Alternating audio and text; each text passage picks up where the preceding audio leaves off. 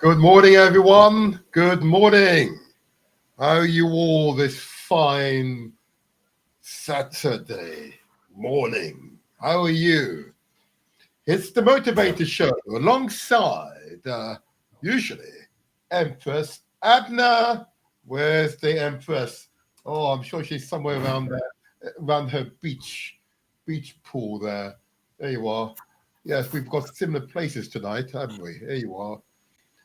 Thank you all for joining us today. This will be an exciting, invigorating, intellectually stimulating show. This is a place where you need to be. Okay? This is definitely the place. So we've had an interesting, strong, and for me, from a clinical point of view, it was quite an experience. Empress Abner. How are you, my dear? I had to make a cup of tea. Sorry. We needed to know that, of course, Abner. We needed to know that. Huh? So, how are you feeling today? It was my birthday this week, so I'm feeling good. I'm older, 1 year older, 1 year wiser, 1 year stronger. So, yeah. All right. Wiser and stronger. Uh-huh. Yeah. I can attest to that. No, I can attest to that. Don't you worry. I can attest to that. And your son brought you a mountain of presents, huh? God. No, Rashadi didn't buy me anything. He's the best gift I've ever got, so I'm just happy with that, to be honest. So, yeah. I can make a you keep that up. So yeah, he's the best gift I could ever have. So I can't complain. Good for you. Good for you. So let's begin. We're a few minutes over time, so let's just begin. I want to first of all acknowledge what a wonderful guest we had last week. Yeah, would you agree? Yes, we did. Oh, I loved her. I went on her website. I used some of her information Selena Carty. to I downloaded some of her information for my son to learn about. I was talking to the kids and said, maybe should ask your teacher to mention this while you're learning about World War II.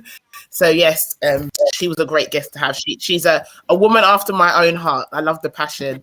And I looked at her website and saw the picture of her and her granddad, which was so lovely. So yeah, I really enjoyed her. I really did enjoy her a lot. Wonderful, wonderful. And of course, the Black Poppy Rose campaign is intended to give light and recognize those members of the Commonwealth who made the ultimate sacrifice in the previous world wars. Okay, and it's really important because here the history books are so sanitized that they would give the absolutely false impression that members of the Commonwealth did not contribute to the world wars. But absolutely that was the case.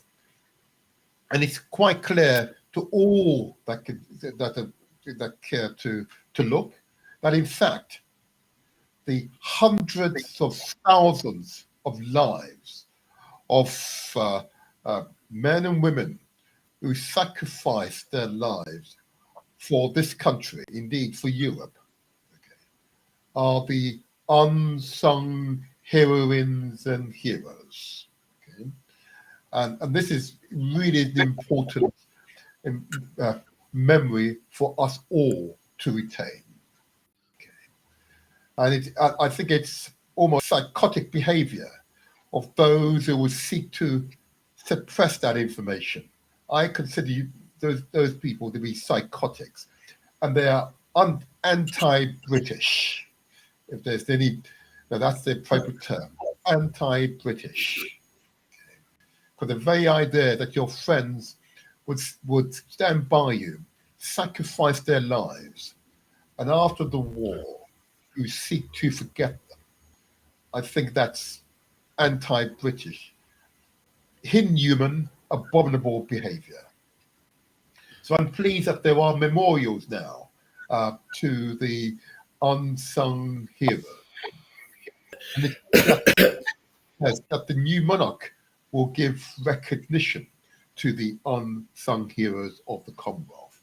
So I want to salute Sister Selena Carty of the Black Poppy Rose campaign, okay, to raise money for those of the Commonwealth who have now reached their elderly age and now need support from us all so they can pass away with dignity.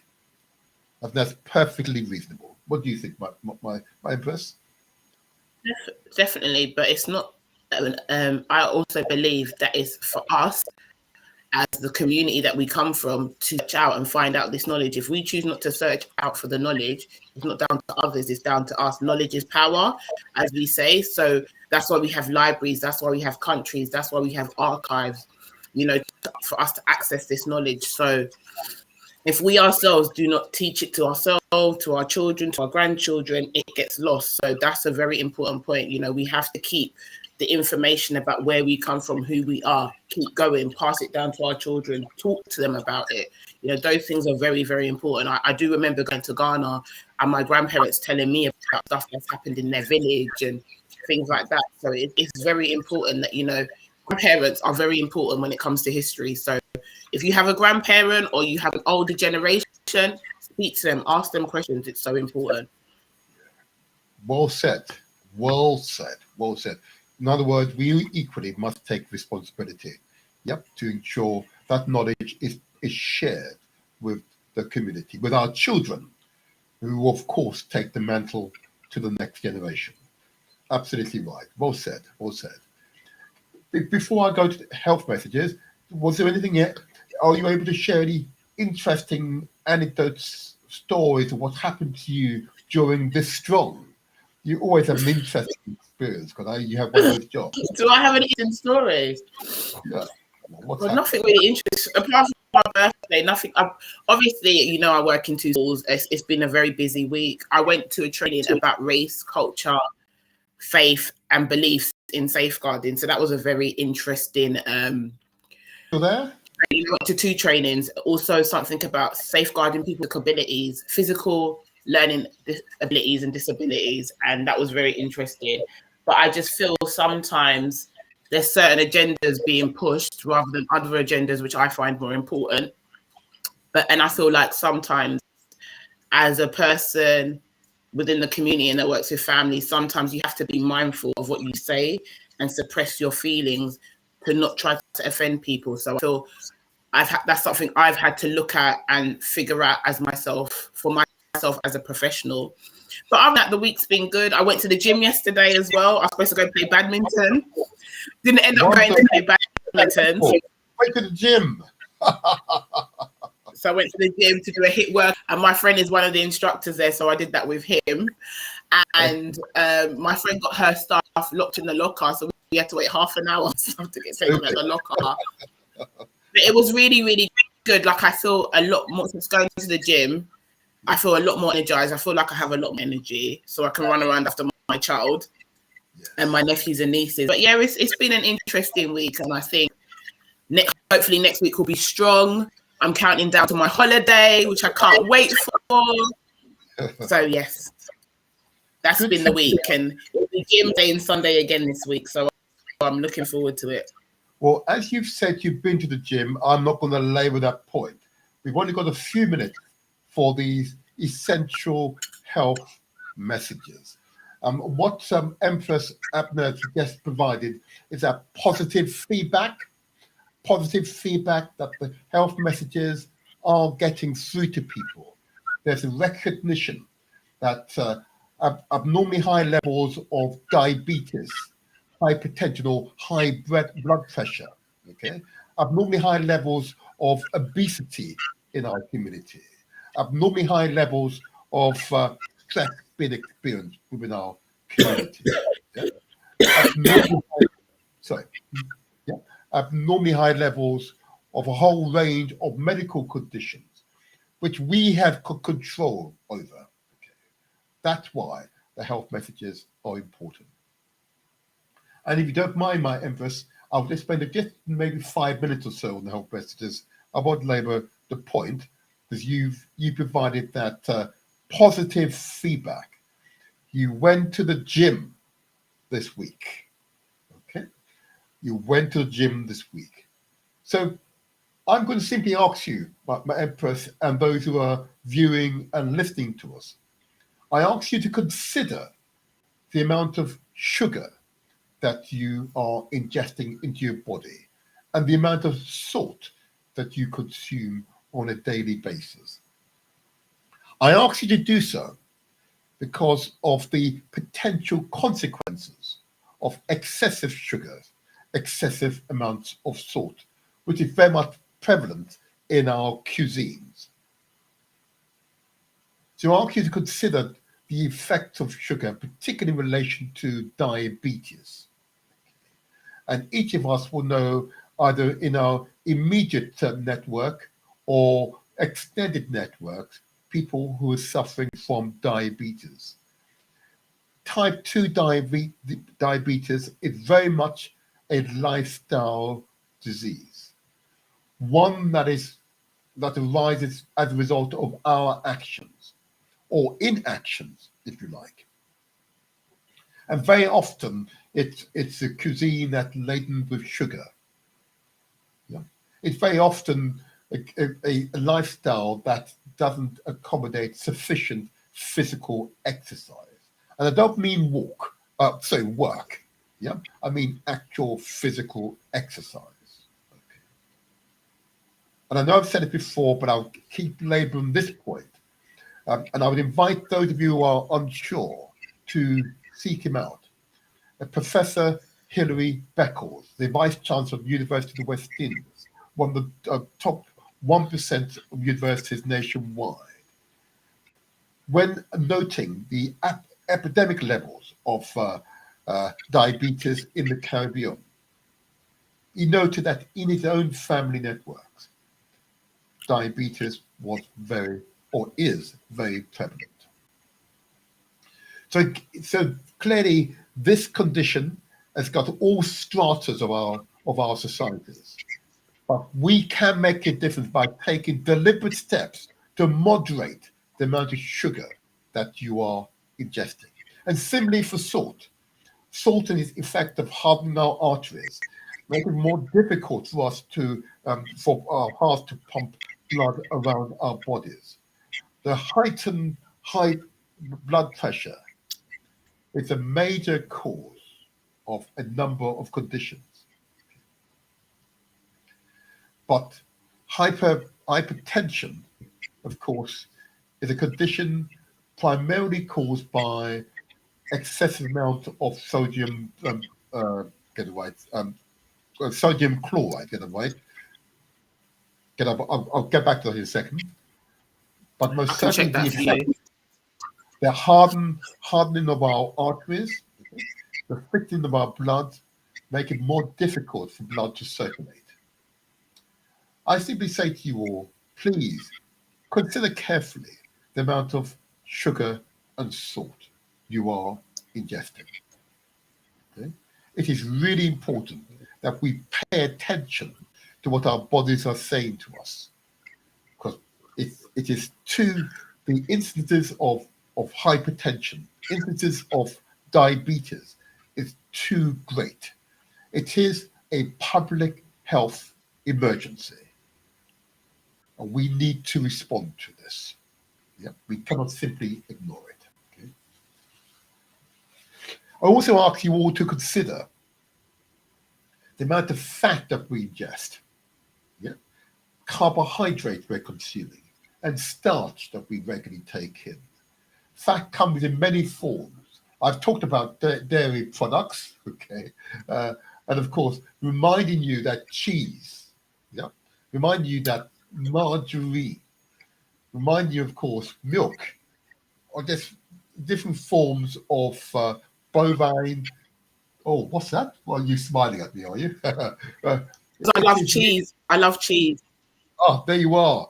But the importance, though, of us thinking carefully about the amount of fat that we're ingesting, particularly in form of dairy products, or for our meats, or indeed, or hidden in our food, those pre-prepared meals.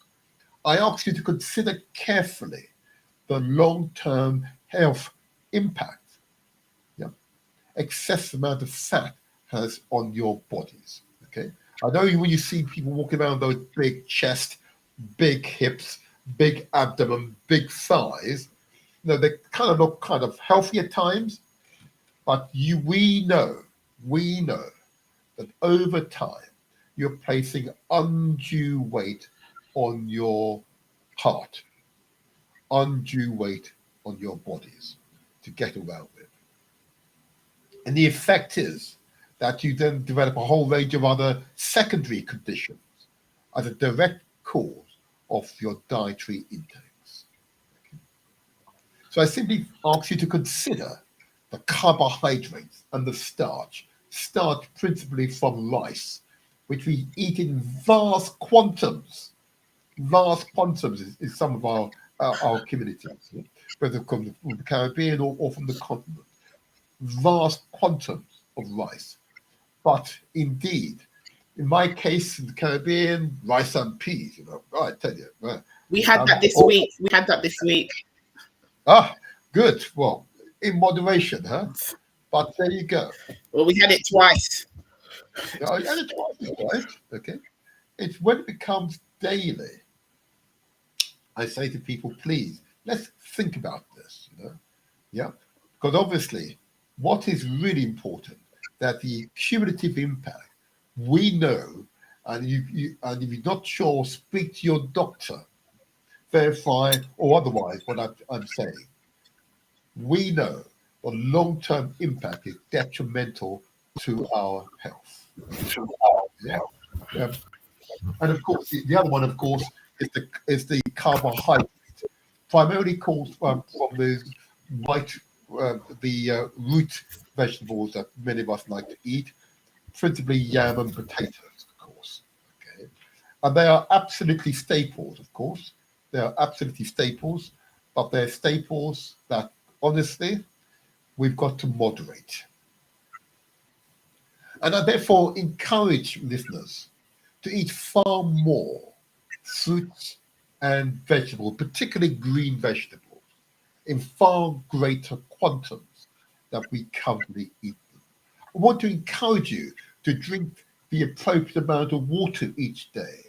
I'm told between 2 to 3 liters of new water is appropriate for a human being, but whatever is right for you, check with your doctor.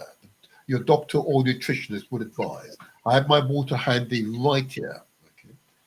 And of course, it is absolutely critical that you exercise as frequently as possible. Okay, I know it's difficult sometimes. I know it can be very difficult, but honestly, we need exercise.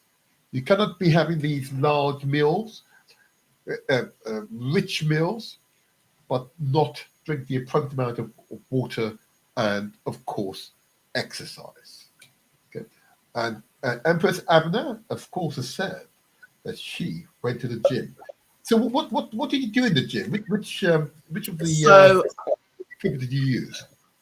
so I know I used to be a London South Bank student. So because I'm a student, I get a discount because I used to be their student. I'm part of the alumni. And so I do HIIT, I do women conditioning, and I do circuits. So it's working all parts of my body.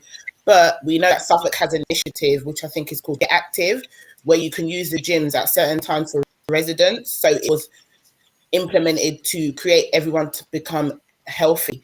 So I think if you have a local gym, there's one in Peckham, Elephant and Castle, I think Camberwell, go to those gyms, use them because they are free for people of many different ages. They have loads of activities for swimming.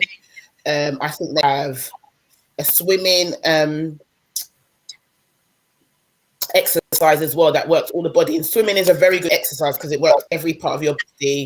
There's so many different activities they have at different times throughout the day and in the evening. So if you've got a chance, book yourself at least for 2 sessions. If you're not a person that goes to the gym and lift weights, because that's me, I go to classes because I think that I gain more out of that and I can see a difference from going to those things and doing weights and pulling, doing rowing and things like that. So if you are a member of any of the gyms, or if you're not, you need to be a member now and start going to like me at 10 in the morning.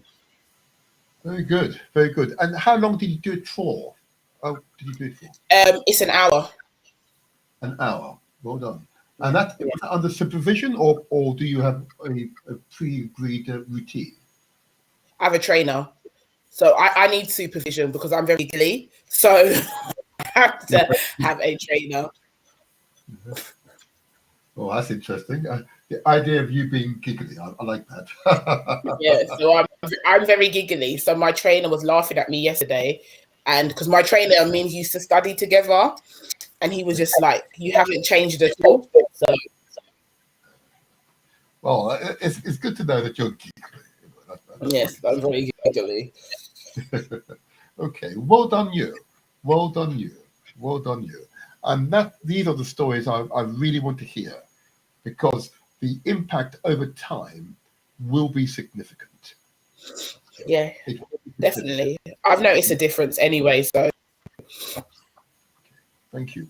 And do you see many women there, or is it many young men? Do you find both? Actually, it's both. And what age group? What age group? Well, uni students. We did a HIIT circuit with a man. I was probably saying his 40s or 50s, called Dave. So hi, Dave, if you're listening. So he was there, and he was really good. But he showed me and my friend up a lot because he is strong. He's strong. So that was very interesting. Okay, I like the sound of that. So it means that you're finding people who are sharing the passion to stay healthy, fit and healthy.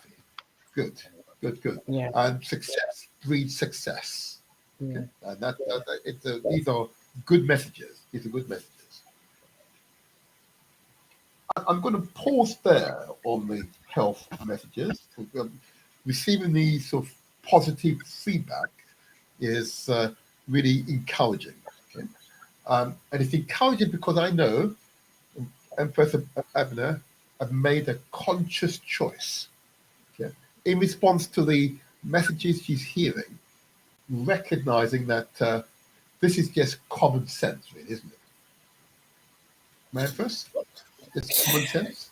It is, and also because I was supposed to spending most of my weekend sitting in front of the TV, and I said to myself, "This is not healthy for your mental well-being," and obviously due to the job that I do, so exercise is kind of releasing the pressures of the week and just daily life, and it's also about giving yourself energy. So the more energy you have, the more you are likely to be active and do active. And my child is very active, so I can't be a person who's a couch potato, and I have an active child. So hopefully, when the weather gets a bit warmer again next year, we'll go bike riding. We'll start going jogging and then climbing mountains like we did in Edinburgh again. So it's good for my own health as well. It's just good for my well-being, my health. Because as you get older, especially in the Black community, I think I've mentioned this on a pre-show, our bone density goes down as we get to, I think, 25, 30, the peak of our bone density gets down and gets weaker. So we have to make sure we're taking the right vitamins. We have to be looking after our body.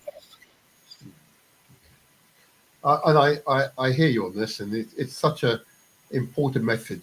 So coming from yourself as well, recognizing you have to take action in advance. Don't wait for it to happen. Take advantage of the initiative now. In other words, preventative is better than having to cure the condition. Let's take preventative measures right now. Okay, absolutely. Well done. Okay, in that case, thank you. I'm going to move on. You're welcome. Now, a question for you. So, what, 2 weeks ago? Yeah, 2 weeks ago or so, we had Julian Robinson MP, yeah, the PNP party of Jamaica's shadow finance minister. He had a few other titles as well, but let's say finance for now. Okay. And that show, of course, proved to be one of the popular shows we've produced so far. Now, it's quite evident that there is a thirst for knowledge, or a thirst to hear from politicians in countries across the Caribbean and, of course, across the motherland of Africa.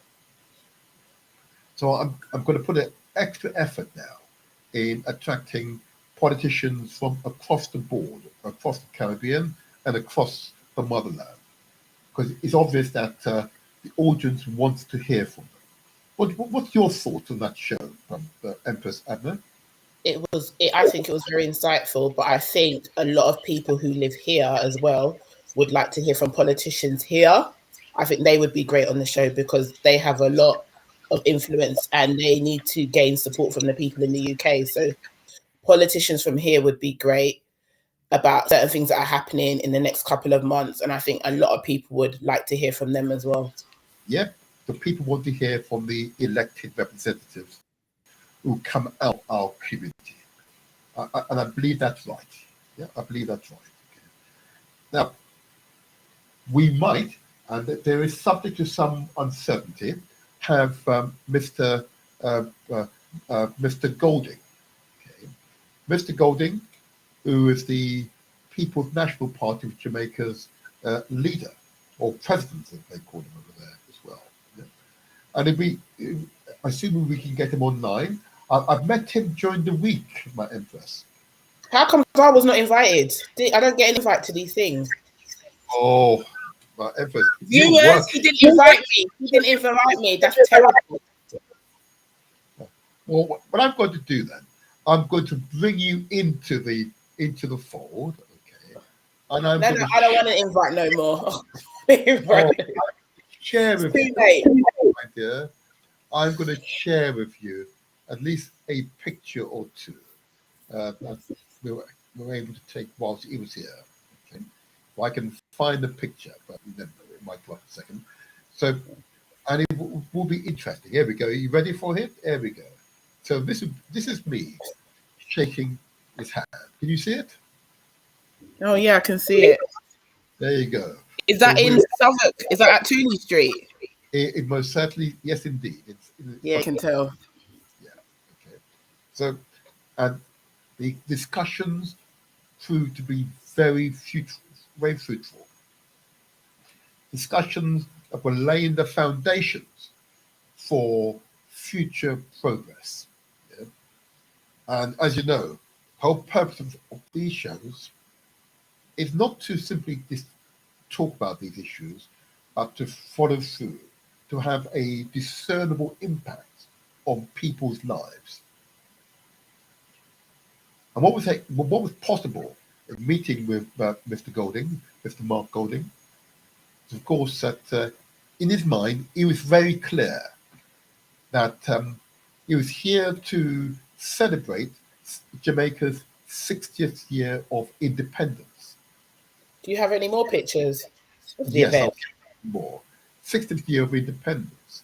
But of course, the question is, and it may be a question we might put to them later, is Jamaica actually independent? Yeah, so that's the question I asked myself. You know? But he was very clear that he wanted to meet some Jamaican diasporans, okay. In other words, people overseas, engage with the business community here, engage with civil society. And his mission was clear to celebrate the 60th year of independence, but also then to go on to look at how we can strengthen links between Britain and Jamaica. I felt that was a truly commendable mission on his part. I've got another picture here. Oh, there you are. Another picture where he's shaking the hand of Kieran Williams, Councillor Kieran, who's the leader of Southwark Council. Okay, so they had very high-level discussions, okay. And these discussions, I want to emphasize, will lead to action. The strengthening of ties between the London Borough of Southwark, London, and of course Jamaica.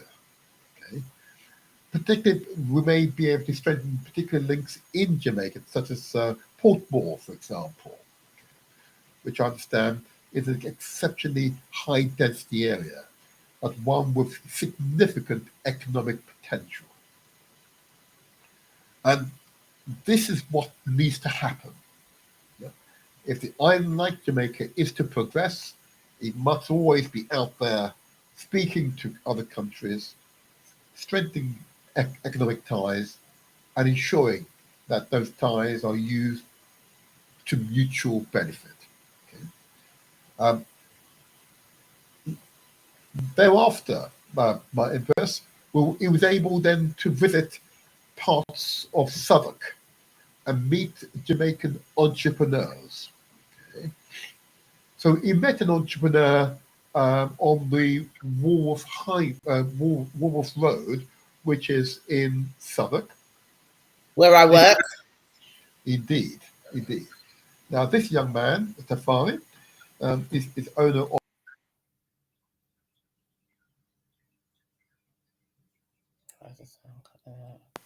Okay, and Mr. Golding came along, shook his hand. They discussed at length experience in running business in this country, and he was able to share some of his practical knowledge. It was a true testament to the very best of our entrepreneur class. Yeah? And there's a further picture with him. Sorry, with him discussing. Julian Golding. I'm sorry. And there's Julian Golding. Yes, indeed. Julian Robinson. Julian Robinson, indeed. Yes. And then who's the guy in the grey jacket? Yes. Anyway, I'm not going to comment that. So he was there, and he was very engaged. Being the shadow finance lead, yes, he was very engaged. You know, looking at ways in which products and services can be sourced in Jamaica and vice versa. Absolutely fantastic. Okay. And it was an impressive few minutes. You know when you're amongst high flyers, because the quality of the dialogue is usually truly powerful. Okay, and most certainly, Mr. Golding demonstrated that if once the PNP regains power, that he will make a significant impression on the economic prospects for Jamaica. Now, he was able, as I say, to speak to a number of entrepreneurs across Southwark. And let me just see if I can find out a few more for you. But often when people discuss these matters, they say that nothing comes of it. But actual fact, that is not a correct statement. Here's another picture here with Jennifer. He's in Vashti's. Yes, you know her. Yes, she's been in business on the Walworth Road for more than 30 years. She used to do my hair. Okay.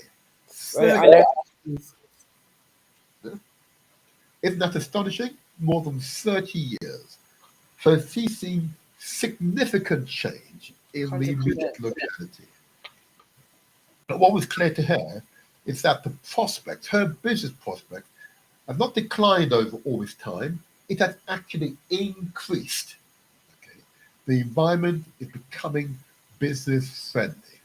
Okay, so she had a shop full of clients. Okay, a shop full of clients, and she most certainly was demonstrating that she was a natural entrepreneur. Okay, so well done to Jennifer of Ashley's indeed. Okay. So If yes, you want to get your hair done, she's great. well, most certainly she is. Yeah, there's no doubt about that. But most certainly she is. Now another institution on the Wharf Road. There you go. Now you may not recognise this woman, but she manages a shop.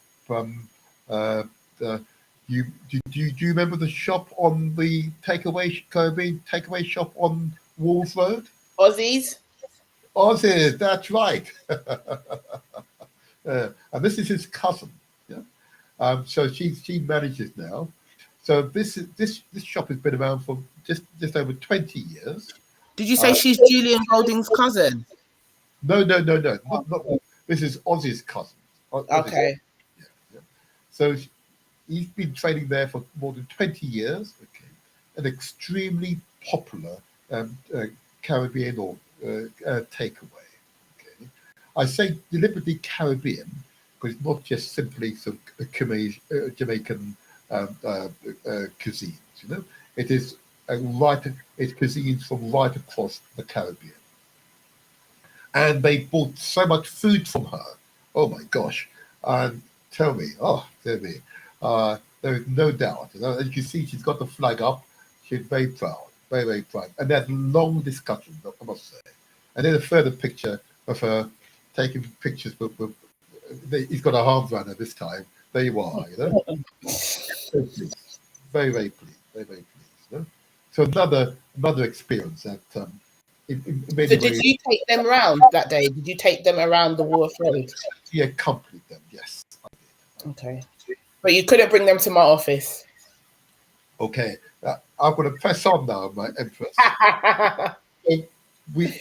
Here they are in a relatively new entrance, with not on the Wharf Road, on Sayer Street, which runs parallel to the Wharf Road, and this is Tasty Jerk. Okay, and the owners here are an example of what the Southern Council helps people to get into business and to grow their business. So the owners of this business, and I'll see if I can find it. There you are. Oh, they're all tucking in at this point, but it's right action. There we are. No, they're all still tucking in. Oh, got pictures of them tucking into the field. Oh my gosh, they were truly enjoying themselves. But you should have taken them as well. Yeah. Chris, on the immediate, as you're viewing it on your right, They are in black. Okay, he's the owner and his wife, husband and wife team. Love Uh, it. they are an example of what I want to encourage is entrepreneurship. Entrepreneurship. That's what we want to encourage. Entrepreneurship. And Chris here and his wife Linda are an example of a couple that stayed together, because a couple that stays together grows together. And they most certainly have grown this business together. They started with humble beginnings and have used the basis of those humble beginnings because of their bond and determination to succeed. They've now grown that they now have this wonderful the, Caribbean restaurant. Okay, and you can see they've had the food and they're now taking pictures inside the restaurant. It's a beautiful setting. I want to commend Chris and Linda. They enjoyed meeting Mr. Golding, Mr. Robinson, and his other colleagues. They enjoyed meeting them, and they considered that experience to be truly positive, truly positive. You know? And I really commend you all. If you've not taken interest in what's happening in different parts of the Caribbean or Africa, really, what the politicians do, the politicians talking to, how are they engaging them, okay? And what follows on from that engagement. Okay? And I believe that we as a community have got incredible clout here in this country. Okay? And most certainly the case in this part of London. We've just got to better use our influence to best effect, so that we build an economic base for our children's children. Anything is possible. Don't listen to the negative propaganda, is what I say to you all. But this is evidence, and so that this went on for a good number of hours. You've just seen a few pictures here, but I hope, my Empress, that kind of resonates with you. Because I suspect you know children in your schools already show potential, natural attribute toward business, natural attribute to creating wealth for themselves, their families, and community. Would I be correct in saying that? Yeah, a lot of children, you can sense like they've got skills and they're trying to enhance their skills. I think one of the girls who left last year, she makes stuff and sells it from home. And now she's in secondary school, she still does that. And I think that's an amazing thing for like a 11-year-old to do. A lot of the children that have gone into year 6 now are interested in stocks, shares, and trading, which is amazing. So yeah, you can see it in some children already, definitely. So But how do you take advantage of that? How do you encourage them to follow through? I'm trying to encourage a lot of children going to companies within the city and in the local area and seeing how the business works, the organization works. So it's like a work experience day or aspiration day for children. I think that's really, really good from a young age. Like, people say you need to know from when you're 15, 16. I think no, I think if we start it very young and teach them about money and finances from like year 4, then I think children will have the passion to be passionate about something. They will have interest in certain subject areas or career areas because we've instilled that in them from a young age. Because, children don't know really what they sometimes don't have a sense of what they want to be. But I think if you guide them and if you instill seeds, like seeds, little seeds or raindrops into them, they will start to flourish and find their own way into certain passions and find a way to make those passions happen. Like I remember a child with special needs was very good at art and gaming, and he could make stories. His animation skills were amazing. And I said to me and his teacher used to say together that this is something he will thrive in and make a career out of because he's got a passion for it. He's really good at it. So you can see it in some children already, and some children obviously need that bit of help. But I think aspiration days are really, really important from very young age. For me personally, Fascinating. So if you see someone with that passion, how might the school be able to support them? And I realize you're in a primary school, but how might they be able to help them to realize their passion? What steps I would think you? after school clubs, if you spend time with the child individually, just looking through their workbooks in school, or their mums coming up to you and telling you, my child is really interested in this area. Could you help me find a club? Could you help me find something that can nurture this passion that they have? So I think it's just being in the school and talking to parents helps. Sorry, you've cut out for a moment there. You're moving around a lot, my Empress. Sorry, I was just fixing my hijab. Sorry. But yeah, I think talking to parents, as I said before, and parents talking to you about what their children are passionate about and nurturing that is very important, and pointing them in the right directions. And there's a lot of, like, say if a child's interested in drama and the arts, you would send them to Peckham Theatre. If they were interested in music, there are a lot of music organisations for under 11 and over 11 that you would send them to in Southwark. If they're interested in sports, you would send them to LSBU that does sports sessions for young children who are passionate about basketball, football. There's loads of football academies in Southwark. It just depends on what your children are passionate about. You send them to, you go into Southwark Directory and you find out what they're passionate about, and then you just support that. Or you can have the equipment in your house and then do stuff with them in the house as well. Okay. You make interesting points, and it's important to hear you say it. Because of course you're in schools, you could see the buddling, this bundle of potential walking around you all the time. It's how the school yourselves are able to engage that young mind, so they can fully realize their potential. And I know it's a challenge. I recognise it is a challenge, okay? And I recognise that unless the parents are supportive, that potential can be lost in the child, yeah, at least for a period. Okay? And that's why parents are so critical. Mums and dads are so critical. If you see your sons or daughters with that potential, speak to your teachers, speak to the teachers, speak to the head teacher, and ask the question: how can I help my son, help my daughter to be even more passionate about their studies? Yeah? Now that's the question to ask, and there's always an abundance of desires on behalf of teachers to give parents whatever support they need to support their children. Yeah? I think that'd be a fair comment. Would you say? Yes, I agree. And I'm wondering, of course, as we discuss it, and I've given you a few examples of pictures, and we took many pictures with Mr. Golding. It's quite clear that for like any one of our countries, with Jamaica or Nigeria, Tanzania or Ghana, we've got to invest in the young. Yeah, that's mission critical. We must invest in the young. Okay? We cannot survive without if we do not invest in the young. Let's see what we can do about this. Okay, let's see what we can do about this, because I most certainly, in my own case, have a particular interest in encouraging entrepreneurship within the community.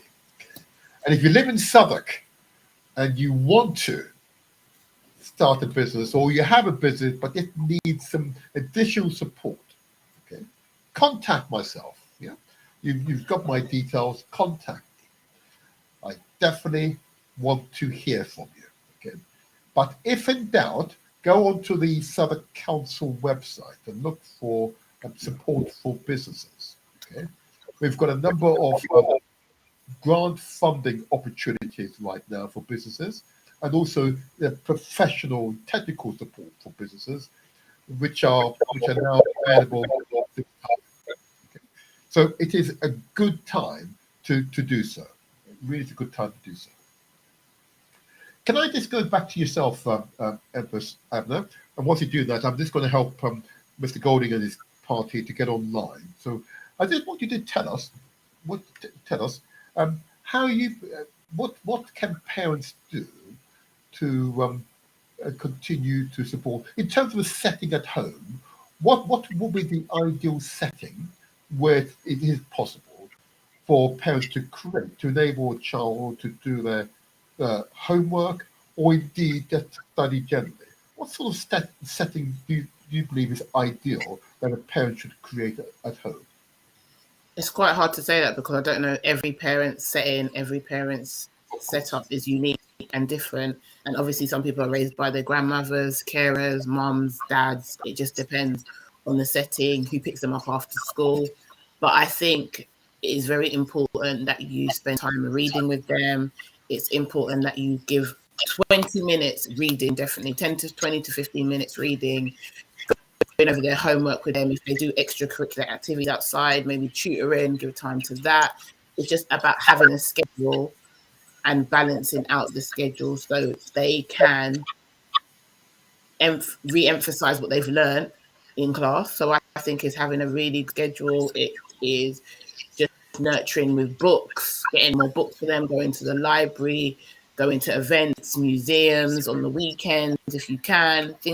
Those are kind of things I can suggest based on your circumstances. A lot of parents don't have a lot of time and they have a lot of children, but I think trying to dedicate a bit of time to reading is really important because reading helps with your vocabulary. Also, if your child who has an additional language apart from English, that's really great as well because they do say children who have another language seem to excel more than children who only have one language. So I would encourage your children to learn another language if you can as well. Yes, those are the steps I would take. Brilliant, and you summarised it very well, I must say. And I've heard teachers say what you said. But of course, been in the job for 3 years. It is an important one because entrepreneurs, those who create wealth, tend to have a particular family support system. Yeah, generally, that's what I've found. Either they come from a family of shopkeepers and business owners, okay, or they've experienced support into business. In other words, encouraged by parents, even though they've got no experience themselves, to go into business, to found a business and to manage it well. Okay. Or they're slightly eccentric and they have a particular will to do so. Okay. The most people will find that they have support systems around them.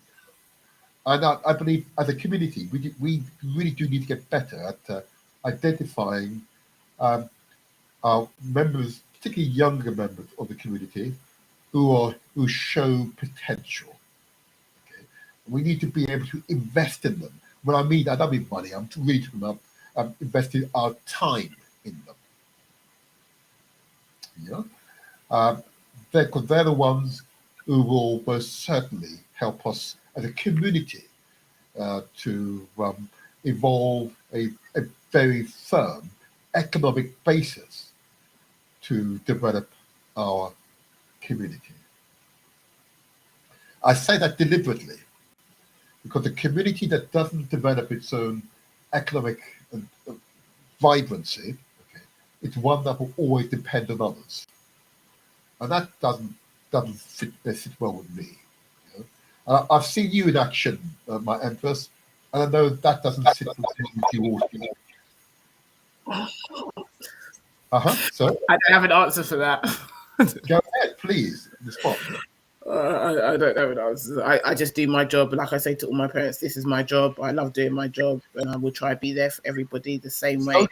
I didn't hear what you said. Sorry, you were speaking very quickly. I said it's my. I wasn't speaking quickly. I just said it's my job, and I will be there to support my parents as much as I possibly can. Okay. So in supporting them, of course, because we talked about the child. Let's talk about the parents. What support do parents require in order they can support their child, I wonder? Financial support is very important.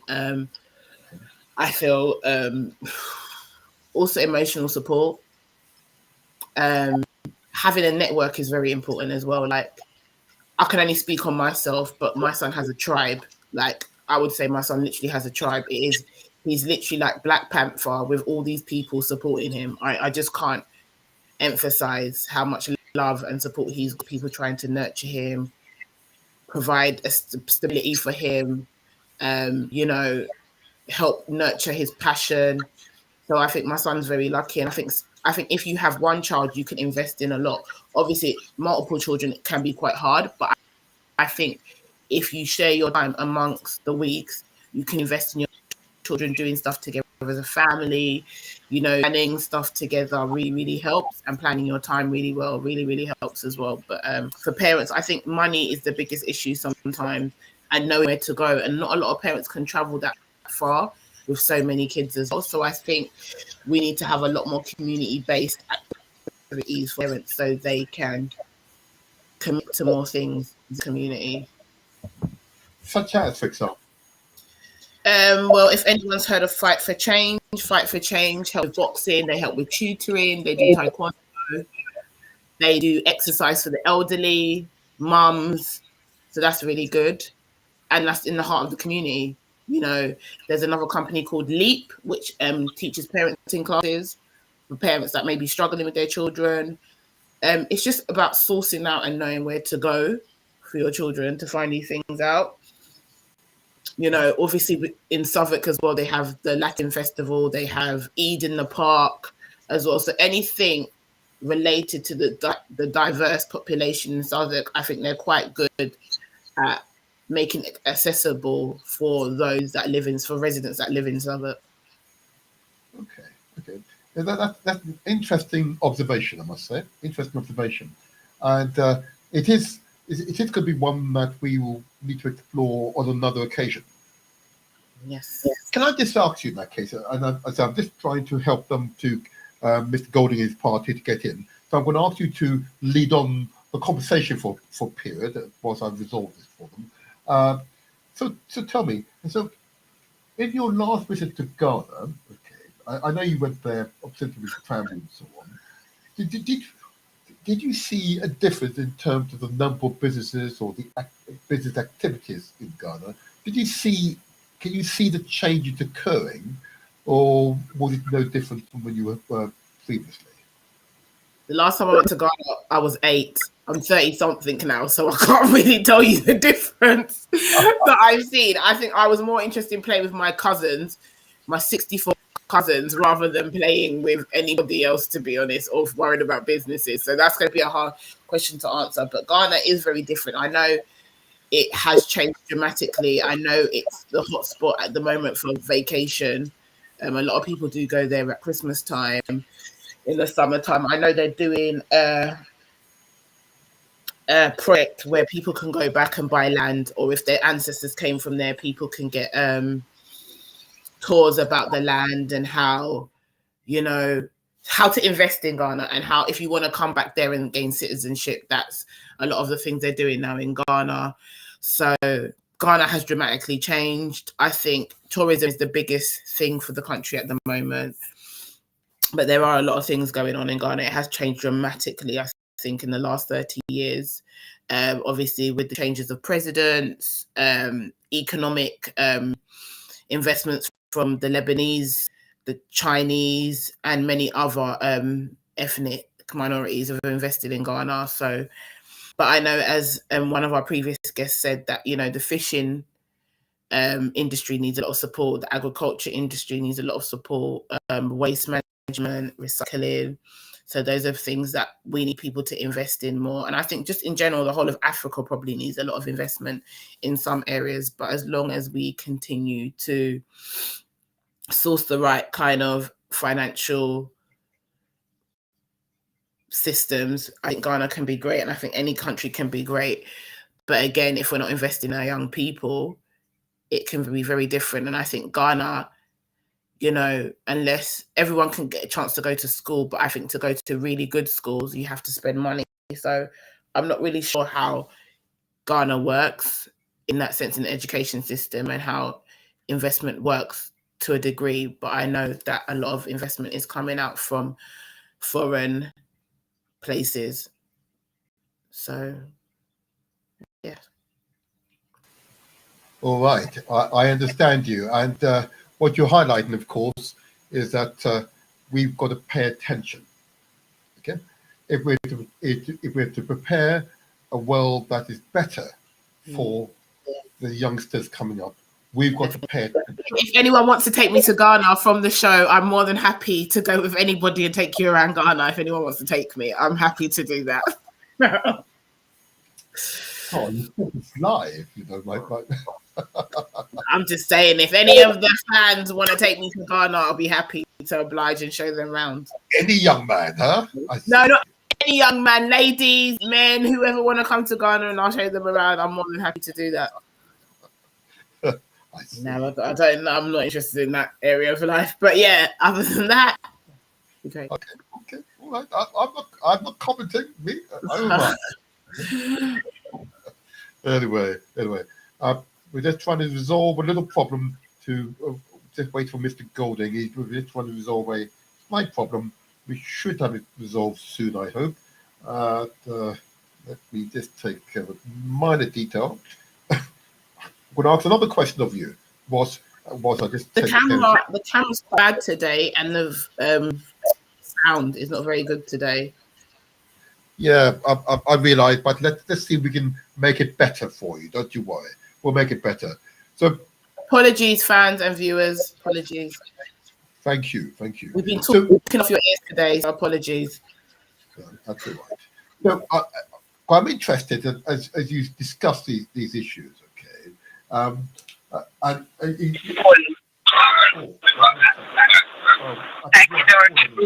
on just a second. Caller with number ending 0366. Good morning to you. Hello? Yes. Hello. Good morning. Can you hear us? Oh, morning. Hi. One sec. Uh-huh. Yes. Is this Martin? It is indeed. Hi, Martin. We have Mr. Golding. It is, yes. Yes. Success. Are we on air? We are live, sir. We are live, sir. Oh, we are. Okay, cool. Well, morning to you, Martin. Thank you so much, and thank you for resolving, taking the time to speak to us. Yes. I've shared with the audience the pleasure of meeting you during the week, and the hope that we will continue to forge ties with yourself. And with towns across Jamaica, economic ties that will yield mutual benefit. I'm sure that will be the case. Yeah. Brilliant. So I know you're limited for time, so I'm Martin. Yeah. I'm in a minivan on the motorway, and the service is rather patchy. Okay. So I'm not hearing everything that you're saying. Can you hear me clearly? We can hear you clearly. Yes. Oh, okay. Well, I think there are moments of clarity, but every now and then I lose you. But let's try our best. Let's try our best. Thank you, sir. Thank you. So just to introduce you, I'm with my co-host, Empress Abner. I think she might want to say a quick hello to you first of all. Hi, Mark. Good morning. Hello, Empress. How are you this morning? I'm good. How are you? You didn't come to see me when you came to Southwark, so I'm very disappointed. Oh my goodness. My organizers let me down. How could we have failed to do that? But I have I'm no with you idea. now. Let's make the most of it. There you go. Well, next time you come to Southwark, you have to visit us. All right. Let's do that. Yeah, man. Thank you. So I'm going to ask a quick question of you, sir, if I may. Certainly, man. Indeed. A question that we are very much a family-centered show. Young people will listen, okay? And of course, our words will either disencourage or indeed encourage them, okay? So my first question to you is this. Why did you enter Jamaican politics when you had a very good position in the private sector. What's so attractive about Jamaican politics? Lost him completely. You know. Ah. Can't hear none. Oh, right, okay. Can you hear? If you need to ask me that question in a succinct way, because I lost most of what you were asking you did. me. Yes. I'm sorry. Not a problem. But you asked me why did I enter politics when basically I had other opportunities to live on a stressy life.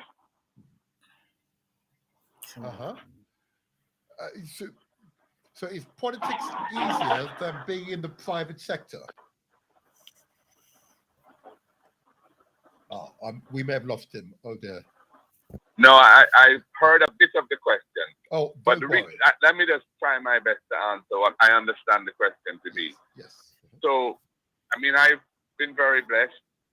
You know, I was a corporate lawyer for most of my career, but I also had ventured into business in the investment field, and we had established a company back in 1992, which was quite successful, and eventually we sold it in 2006.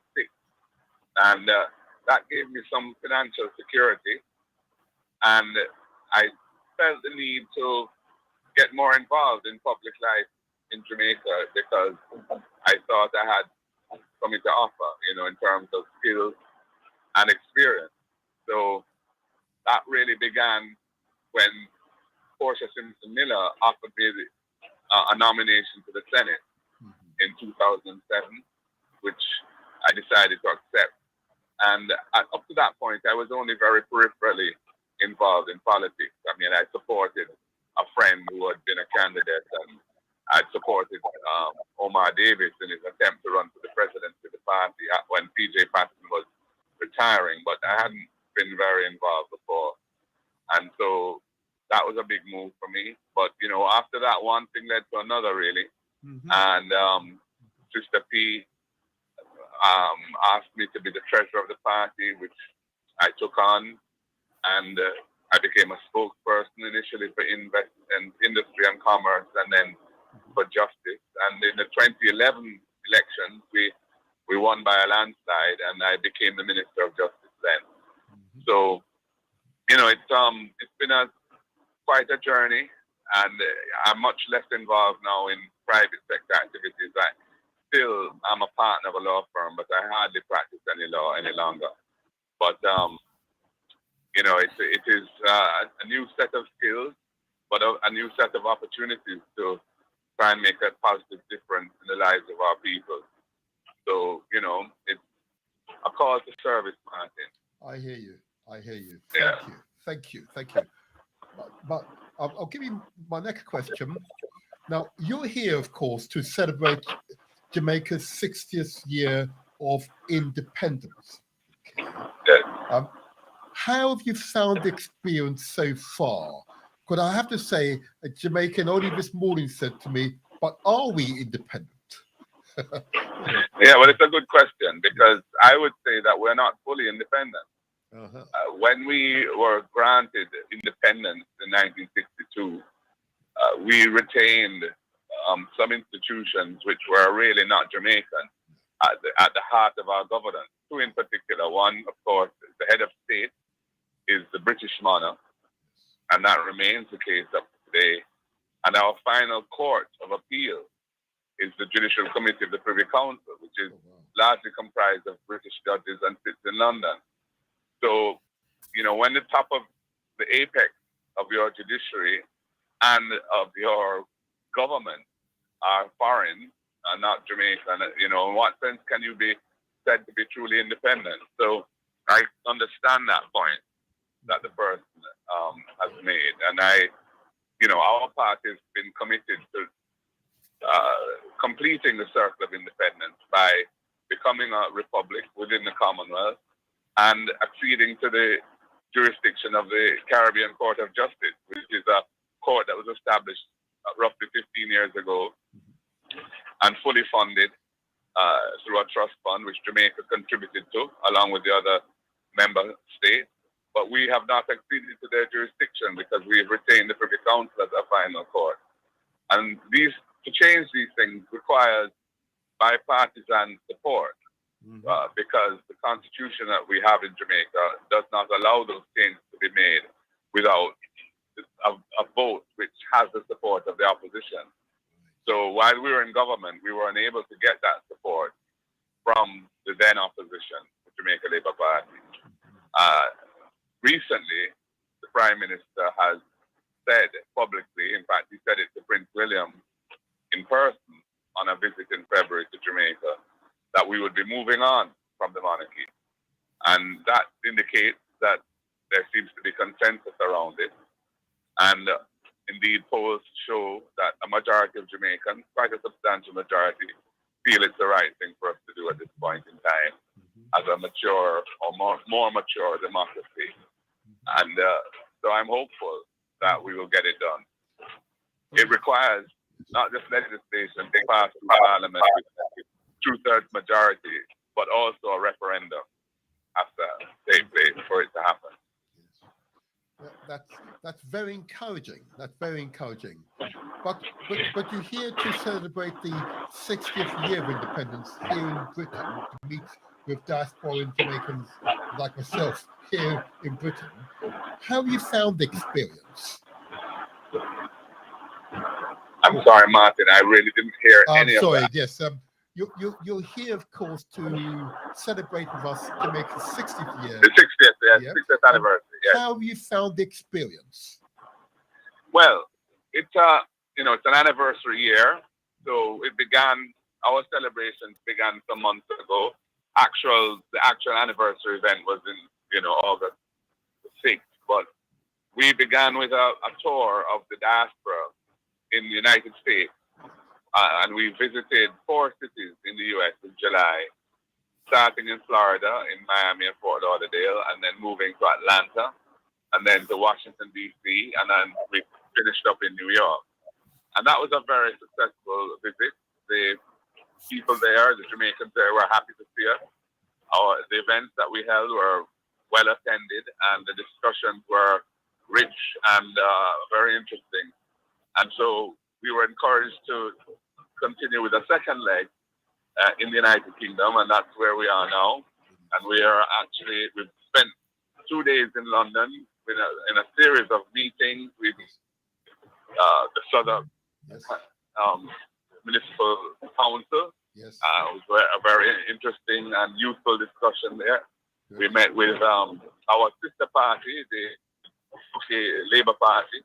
We met with the General Secretary, and we also met with a number of their MPs, and that's been also a very useful re-engagement at that level.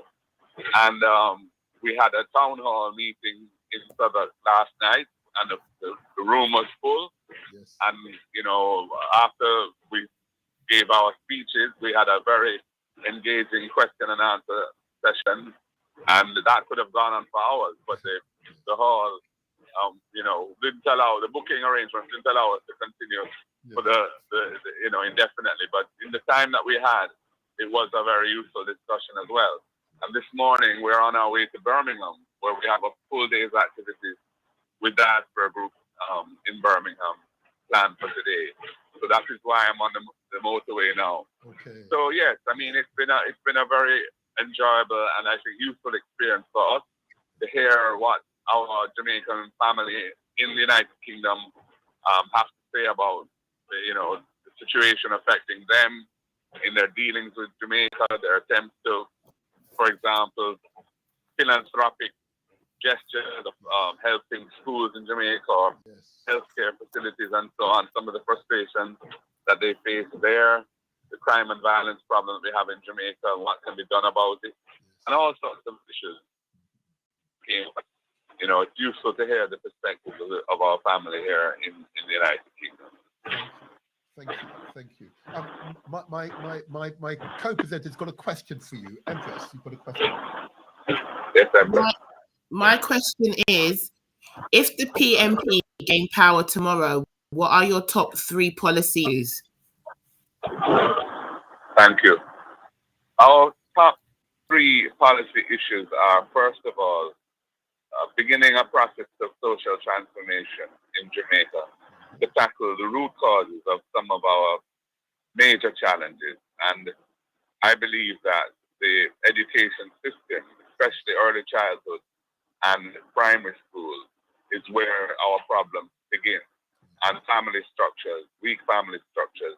So we need to reinforce that with a program of assistance for single mothers, and strengthening and investing in our early childhood institutions and our primary schools to raise standards uniformly so that all of our children on leaving and matriculating into secondary school have the basics of literacy and numeracy that will enable them to achieve something out of high school. What is happening now is that too many of them are unable to read and write or do basic arithmetic when they finish their primary school education. And that is a major developmental challenge, which we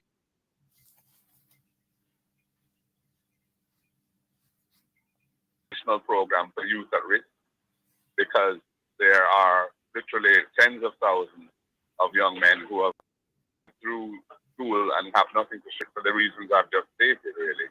And they enter their communities. They want to achieve some kind of recognition and status. Their employment prospects are dim because they have no subjects or qualifications. They're not in any tertiary institution and not at work.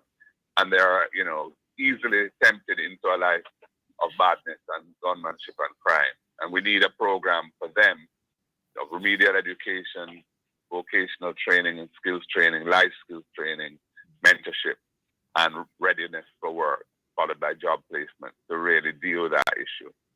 And the third priority for me is really to focus on the agricultural industry and really try and move it to another level. We are blessed in Jamaica with very good quality agricultural products, whether it be our coffee, our ginger, our Sea Island cotton, our ganja for medicinal purposes, and other things, other crops as well. But we have never really, I think, given sufficient attention to empowering our farmers and supporting them to produce. We import over $1 billion US of food a year, wow, which is really unnecessary, because while there are some products that we cannot produce for reasons that, the climate and so on, there's no reason why we have to be importing such a high level of food. We should be exporting, because there are neighboring countries which are not blessed with our natural resources around water and soil. So focusing on agriculture to support our farmers, both with storage facilities, farm roads so they can get their products to market, encouraging technology transfer through relationships with larger farms, and generally supporting them with access to credit, because the small PC banks, which are the community banks in farming areas, have become much too bureaucratic, and many of our farmers are unable to access loans from them. We need to fix these things. So that was the third initiative I'd say would be our priority when we form government. We look forward to you gaining power again in Jamaica, and you becoming the Prime Minister, sir, if I may be so bold. Okay? Thank you. But in order to achieve this, you need, of course, to make inroads into those constituencies that have been lost in the last two elections. What difference will there be in your messaging this time? Because clearly the party has declined rapidly in a relatively short period of time.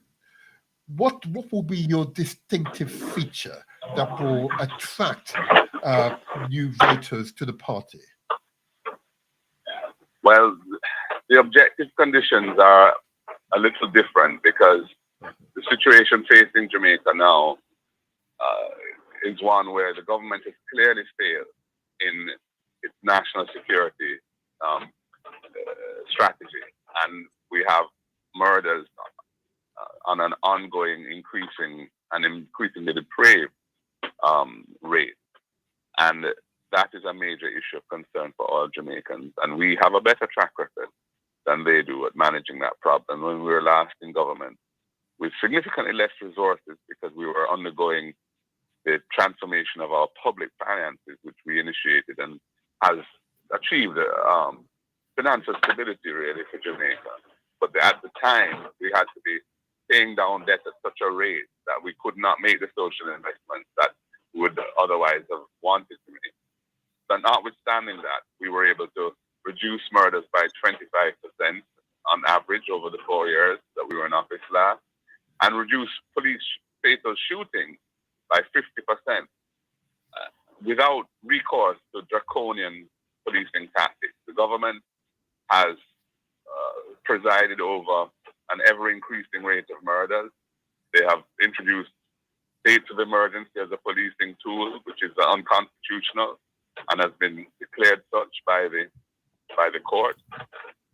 And they failed to have an impact on the spiraling crime problem. So that's one issue.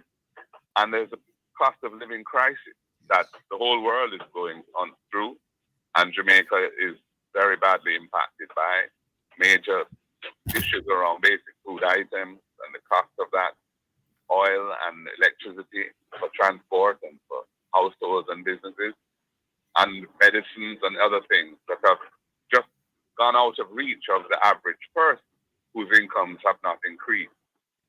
So that is the context in which it is likely the next election will be fought.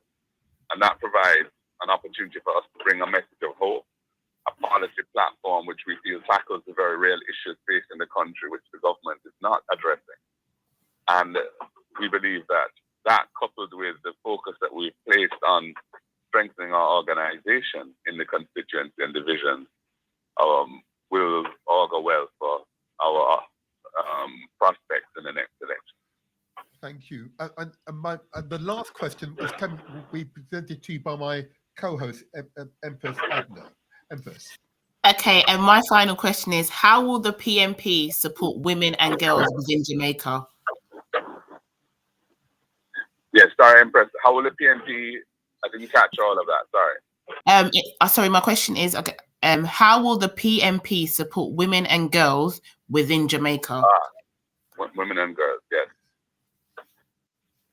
We have a strong emphasis on the empowerment of women. Our women's movement is a vibrant organization, and it has sort of taken on a new lease of life over the past year with a new executive and a new president. We are the ones who initiated the sexual harassment law, which has now been enacted. That we were the ones who initiated that when we were in government. And we, in the social transformation initiative of which I speak, empowering women has to play a major role, because women are often the heads of households in Jamaica, because we have a high prevalence of single-parent families headed by females. So we will have to put in place social workers and support mechanisms in communities that will allow our women to get on better in life and look after their families more easily and so on. So these are some of the things which I think will make a big difference. And, we are also looking at strengthening the maternity leave rights in Jamaica. I announced our policy on that, which is to make us basically compliant with the guidelines of the ILO, the International Labour Organization, which in 2002 recommended 14 weeks of paid maternity leave. And Jamaica is actually at 8 currently, and we've committed to moving towards achieving parity with the ILO standards. So these are some of the things we're looking at in terms of supporting our women. Brilliant. Thank you for responding to our questions. I'm just very conscious that you're on a motorway, so I won't take up more of your time. We're grateful you found time to speak to us this morning, but we hope that you will return to Britain in the not too distant future, we hope. Would that be correct? Yes.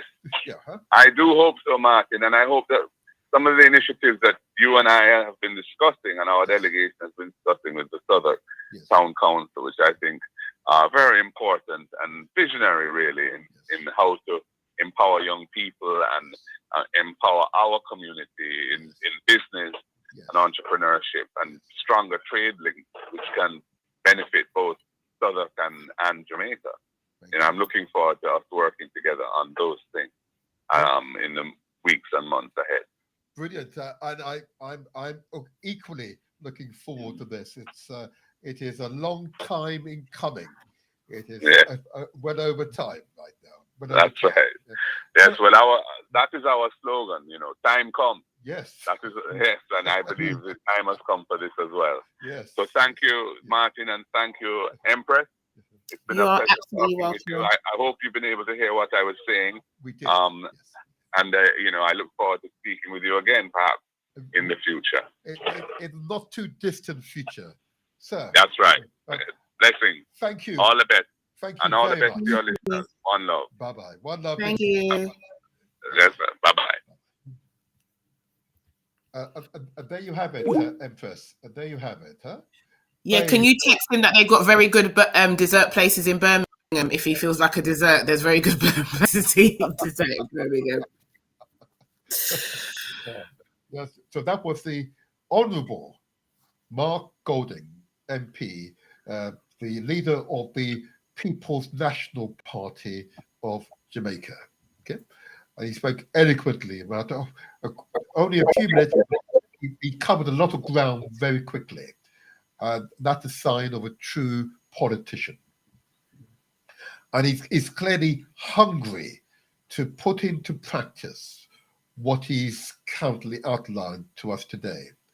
And I look forward to him being given the opportunity to do so, hopefully following the next general election in Jamaica.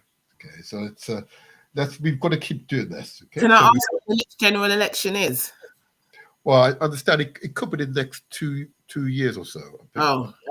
I'll double check that, but it's a good question. Maybe we should have asked that question. But anyway, it's good. Your questions were spot on. And what he said in respect of supporting women and girls, I think a really important one, a really important question to put to him. Because it's so important that politicians must have an agenda when it comes to supporting women and girls. Okay, no, I think it's not only that of the community.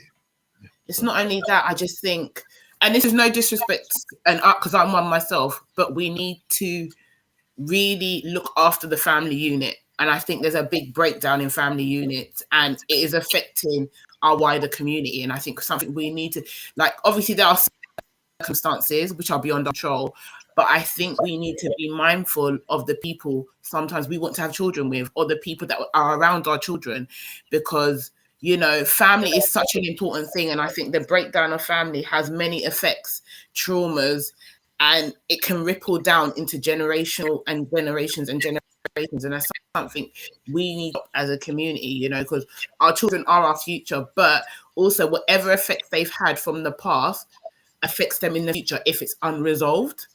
Yes. And I see that constantly in our communities. You see that in our prison systems, and much. It's Black History Month. We need to encourage that we are going to stop this generational cycle, which is killing our young people, killing our community, and that's something which I'm really, really powerful about. So that's just my thing, to be honest. Well, that's why listening to the Honourable Mark Golding, MP, leader of the People's National Party of Jamaica, for certain that your sentiments, your thoughts, your desires, your ambition for the community, it resonates with him already. Yeah, that was quite clear. It resonates with him. And most certainly, the whole purpose of these programs, and I want to emphasize it, that often people talk. And he's a happy fellow. Yeah, our purpose of these programs, of course, is to translate our words into action. And of course, to remind you, my Empress, if I needed to remind you, success is ours for the taking. It's very much a mindset. And once we are clear that we want and will be successful, we'll stay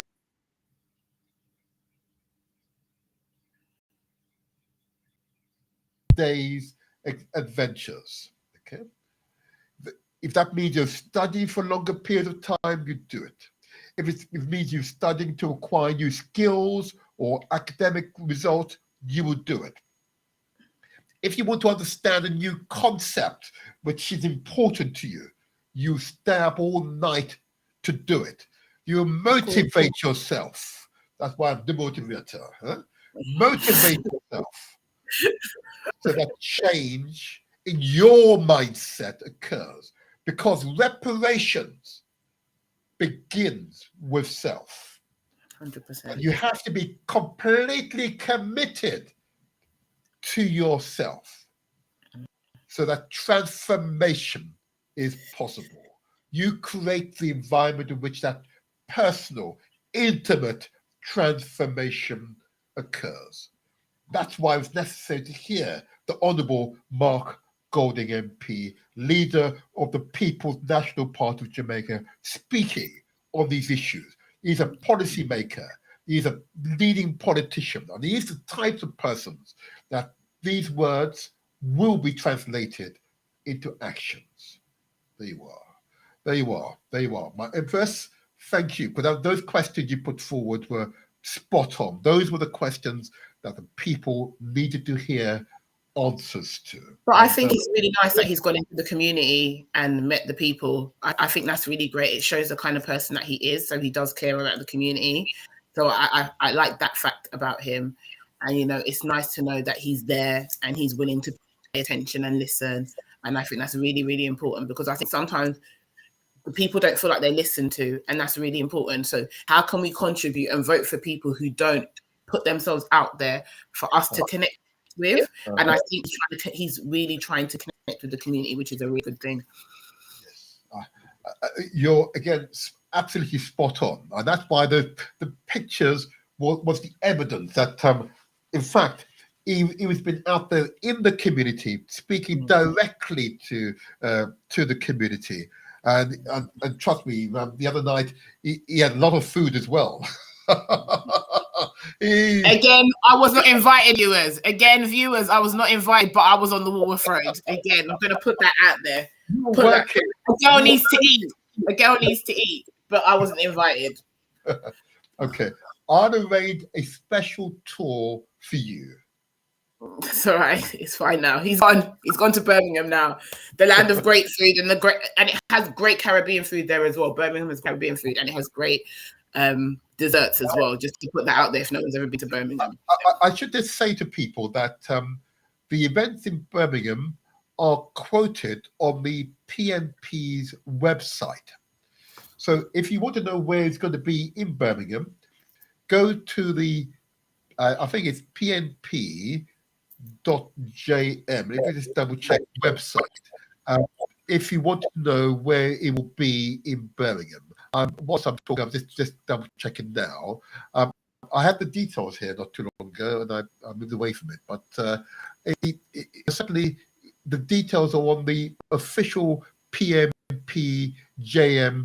website. So if you want to know the details where it will be in Birmingham, and I'm just making sure whilst I speak to you to make sure that that's true. I do recall, though, my Empress, that you expressed some doubts about the veracity, the honesty of politicians from your own community. Okay. That's a conversation we're not going to have on here. Okay. Fair enough. I know that conversation, because there's a conversation we have after this thing today. Radio station is something we're going to conversate. But I was just going to say to viewers, if you do have time today, South Bank are running loads of sessions today for fitness. Also, it's a nice day today. It rain. If you can, after the radio station, go for a walk, because I'm going to leave in 2 minutes to go to the gym and do my circuits today. Yes. Yes. So, yeah, I told you, wiser, older, and full of energy. Yes. Yes. Go on. So, but if you do have any questions about what's going on in Southwark, you can always message me or message Martin to speak to me. If you have any queries as well about things you can do with your children or things that are going on in Southwark, I do not mind assisting with that. But yeah, it's been lovely, interesting. Do you know what I love? I love upbeat guests. I do love upbeat guests. Like the one we had last week, the one we've had today, Lee Jasper. Empowering. Yeah, I like those kind of guests because I'm a very upbeat, energetic lady. So other than when I'm on here, but I do like those kind of guests because it makes me think, it's me feel about the things that I can talk to my parents about and support them with, and people that I can get them in contact with. So being on here is also a breath of fresh air in that sense. But yeah, all I can say. But you know, I just wish you all a great weekend because enjoy. But yes, have a great weekend, people. Stay strong, stay safe. All righty. And let me thank you, my first speak to you again on the Strong, and I'll have to make sure we invite you to other high-level meetings. Yeah. Cool. But in regards to the politicians in the UK and the MPs in our local area, we'll talk about that another day. But I do love you guys. Take care and have a great weekend. Thank you so much. And for listeners, thank you, my first. And for listeners, those of you who want to find out where Mark Golding and his party will be in Birmingham, go to the pnp.org.jm website. So it's pnp.org.jm. That's their website, and the detailed where they'll be is noted on their official website. So it's all there for you. So of course, the purpose of these programs, I remind you, is to empower, to elevate you, so that you feel as if you now have the energy to face the world. You now have the motivation to do that which you've been reluctant to do. You now have the support. No, you have the support behind you, so you can go into those places where you're a little hesitant. Okay, we seek your transformation. Yeah, that's what we seek, because we are a remarkable community of peoples, and we've got much more to do, and we will do and continue to do great things for ourselves, our family, community, and indeed the wider communities as well. And don't listen to the negative propaganda that simply seeks to discuss those matters which are historical matters, which are valid, but the reason for stating them is not to empower, it's intended to diminish. So I want to encourage you. I want to encourage you to think positive. Yep. I want to encourage you to say yes to yourself. I want to encourage you to be kind to yourselves. Okay. I want to encourage you, of course, to love yourselves. Yeah. Because in doing these actions, you transform your attitudes, general attitudes. We are our own change makers. There isn't someone over there who can come out of the sky and do it for us. We have to take responsibility and do it ourselves. Even if that means we have to get over some interpersonal matters with this person and that person, but they're critical to your personal success. I want to encourage you all listening to this program today to feel and to know that you're part of a community of people who had similar experiences to you, but recognize that we want the world to be a better place for our children's children. In doing so, we must improve the state of our current condition. Okay? So there you are. And there you have it. It is for us to make the difference, for you to make the difference. Oh yeah, and I truly enjoy guests that we've had these past few weeks, because they've made it quite clear to us that we can and will be transformative. And we will not give in to negative propaganda. Okay, we will not do so. We will not do so.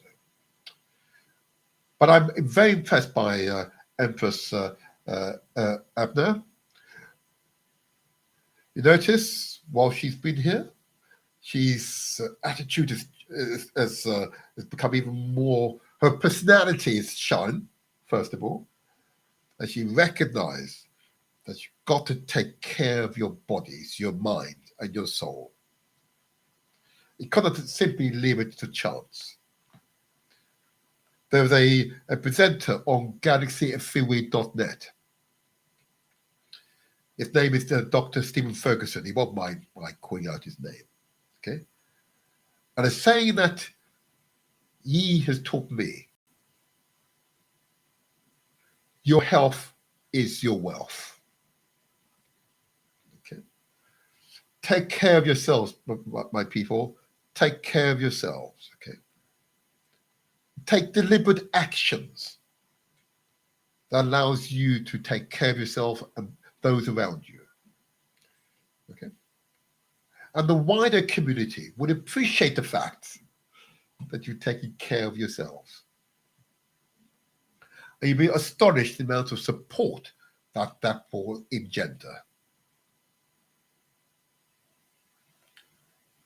So today's program, today's show, its aim and objective has been achieved. Okay, but I know that there are many who will be listening to this, will be watching this video, and recognize a little bit of themselves in the experiences expressed in this episode.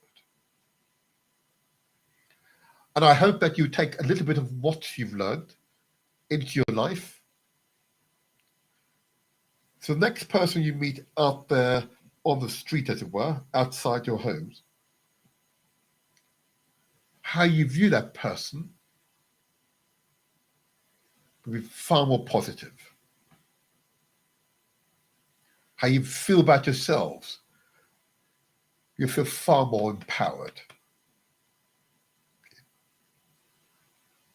Because remember, success is ours for the taking. So I say to you all, until the next Saturday, I remain the motivator, where we translate our words into actions. Be good to yourselves. Be kind to yourselves.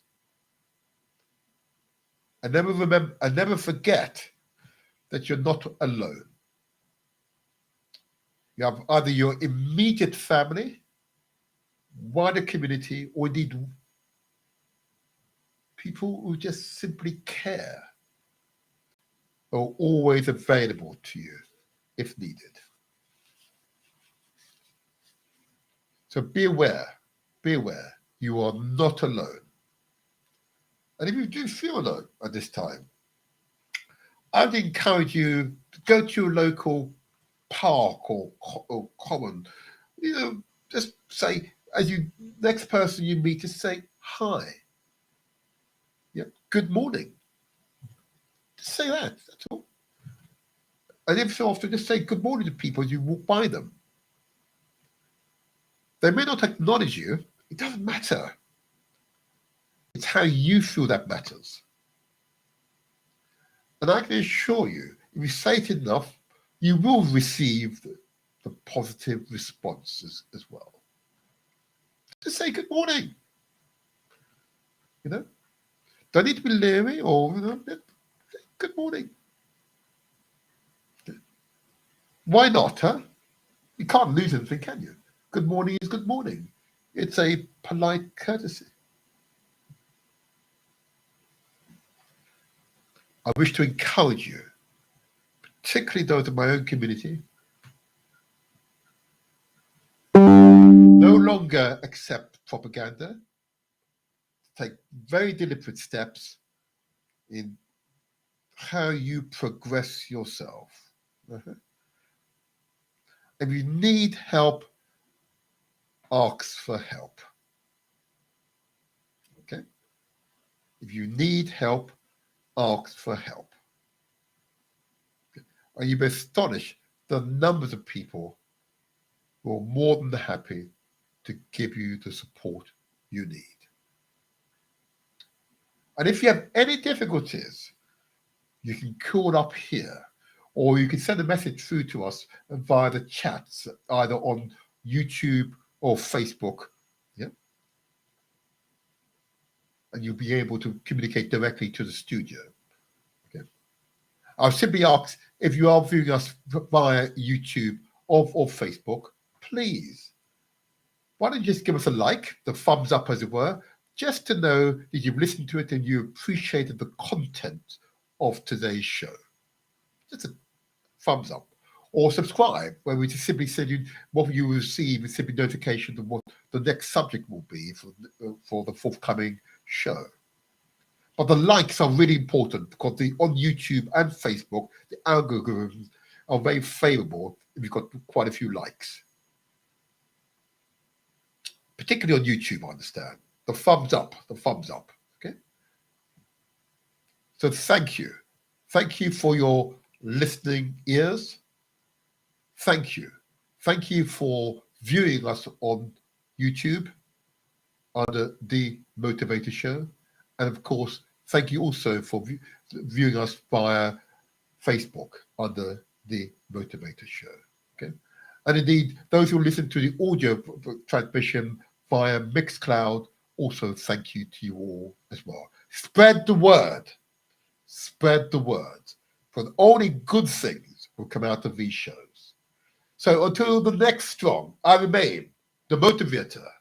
And remember, success is ours for the taking.